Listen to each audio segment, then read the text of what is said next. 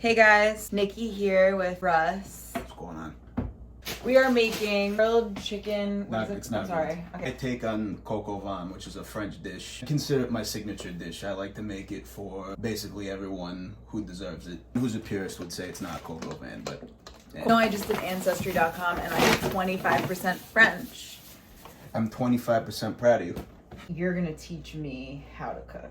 Shit. You have really good advice to give. You should never take my advice. No, you unless shouldn't. Unless you want to live a really great life, never take my advice. And people are like, you changed my life, and I'm like, when?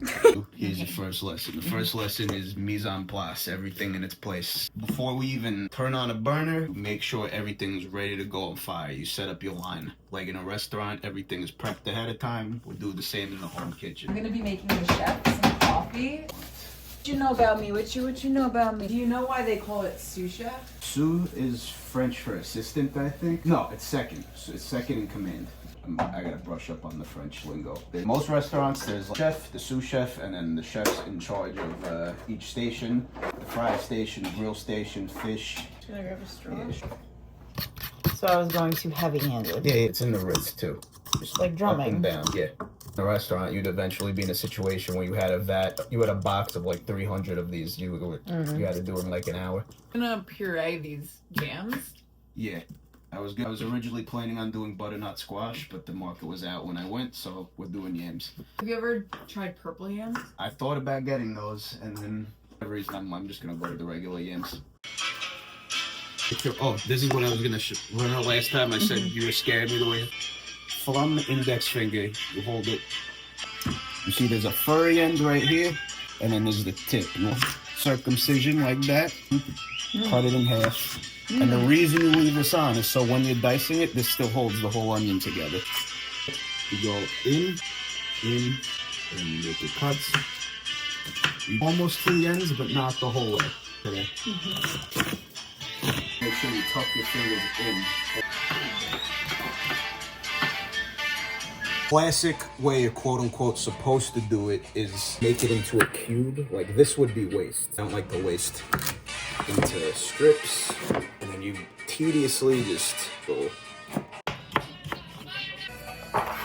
If we were at a Michelin star restaurant, every single cube of carrot would have to be exactly the same. Yeah, I'd be getting like torn a new one right now for the way I'm doing this. We are casual here.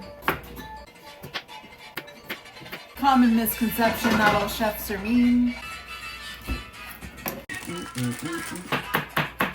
I just that cut in half and then just Ireland. Mirepoix in French, or like Mirepoix. Or Italian, it would be called the sofrito. Carrot, celery, and onion, but in Cajun and Creole And cooking, garlic. Well, yeah, the garlic's in there too. Creole cooking, instead of celery, carrot, and onion, it's celery, carrot, and bell pepper. Oh. Got the yams going. We're gonna turn that down to a simmer. Throw this boy in the sink. We want to ask you deeper questions as you cook. As I miser over the vegetables that I could do a better job on. Beat yourself up. You obviously have passions in life. What would you say to somebody who feels like they don't have a purpose? How did you find something that you loved? I would say, for starters, people are very limited on what they think a passion can be. Like, maybe a passion is just going out on a walk. Most people's passions are simple. A nice day, maybe eat a good meal. If they have a family, maybe spend some time with a kid. That's a passion. A passion is just something you like a lot.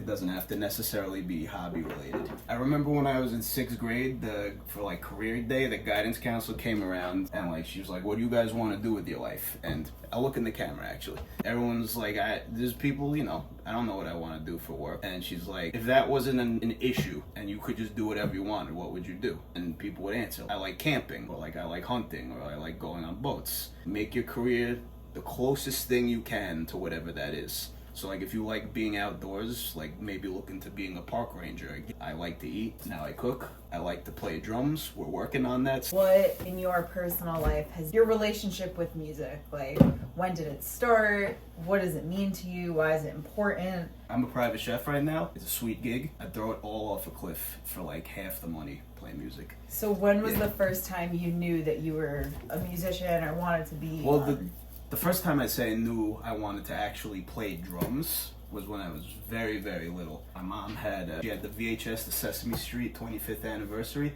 On one of the cutaways, you've probably seen people like playing on buckets around the city. I was enamored with that. I probably wasn't even 2 years old yet.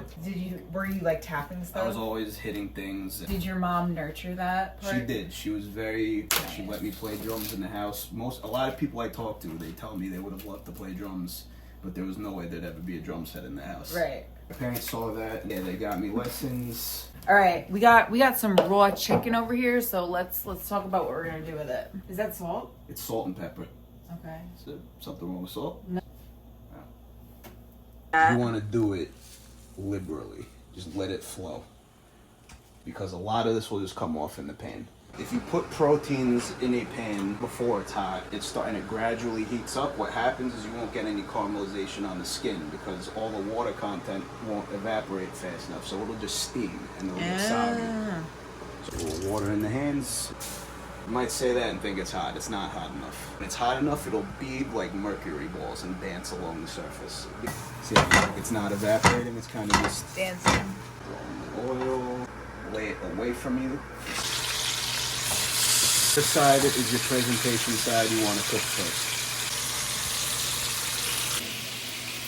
So it's been in there for like 3 minutes, 4 minutes. We're gonna check the color. I'm looking for like this color.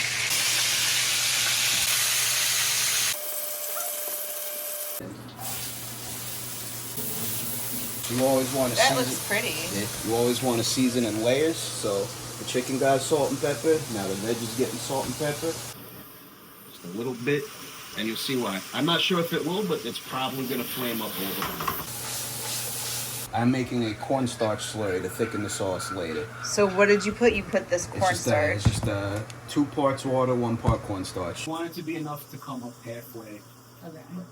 Basically, when you put the chicken in, you want it to come halfway up. Okay. So that should be enough. Fucking grandma's know best. Grandma's baby. know best. Larry salt is the goat. It's simmering now. Oven ready. So we strained the water out of these bad boys because I requested butter. Healthy. Yeah. This would be mashed potatoes ordinarily. Put oil in place of butter. Salt and pepper. As it stays out, it's gonna thicken up a little bit. Slightly too watery, but that is what I want. It's really good. Can I do one more bite? Fine dining, and it's baby food. Maybe a little bit till I need the garlic, but it's just best to do it now. Let's go. There you go.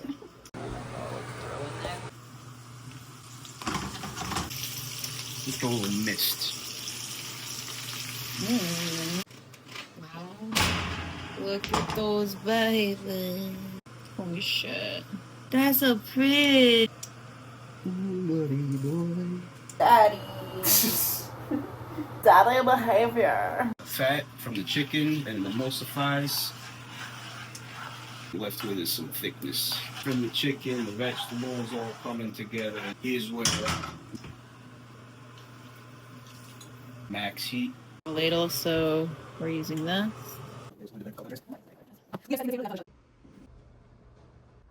Hey! Hey! Here you go.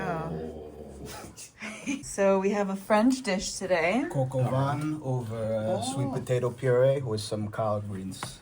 It looks spectacular. This is going to be my first bite. Some woman is going to be very lucky to have you in her life. A lot of women are very lucky to have me in their life.